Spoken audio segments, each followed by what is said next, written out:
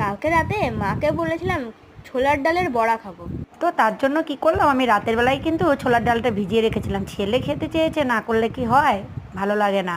তো প্রথমেই কি করলাম দেখো, ছোলার ডালটা আমি কিন্তু বেটে নিয়েছি। আর এটা করেছি আমি পুরো শিলনোড়াতেই, যেহেতু আমাদের মিক্সার নেই তাই আমি এটা শিলনোড়াতেই করি। আর এর মধ্যে দিয়ে দিচ্ছি দেখো নুন আর পরিমাণ মতো হলুদ। এটা দিয়ে ভালো করে একটু মেখে নেব, কারণ নুনটা পরিমাণ মতো না হলে একদম খেতে ভালো লাগে না। তার জন্য আমি নুনটা পরিমাণ মতো আর হলুদটাও দিয়ে দিয়েছি। আর তার সাথে দিয়ে দিয়েছি একটু লঙ্কার গুঁড়ো আর কুচো করে কাঁচা লঙ্কা, আর তার মধ্যে দিয়ে দিয়েছি একটু কালো জিরা। মা, বড়া ভাজা হলো? এই তো হয়ে গেছে।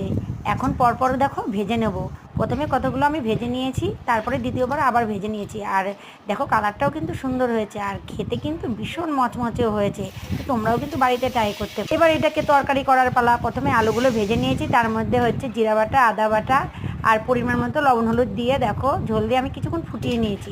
ফোটানো হয়ে গেলে তারপর বড়াগুলো একে একে ছেড়ে দিয়েছি। এবার কিছুক্ষণ এটার সাথে ভালো করে ফুটবে।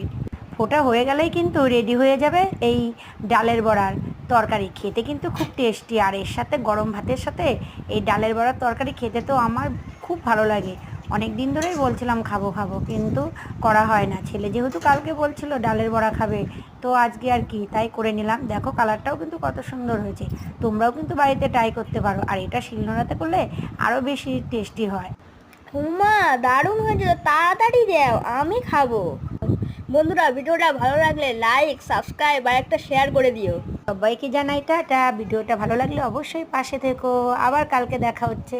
টাটা।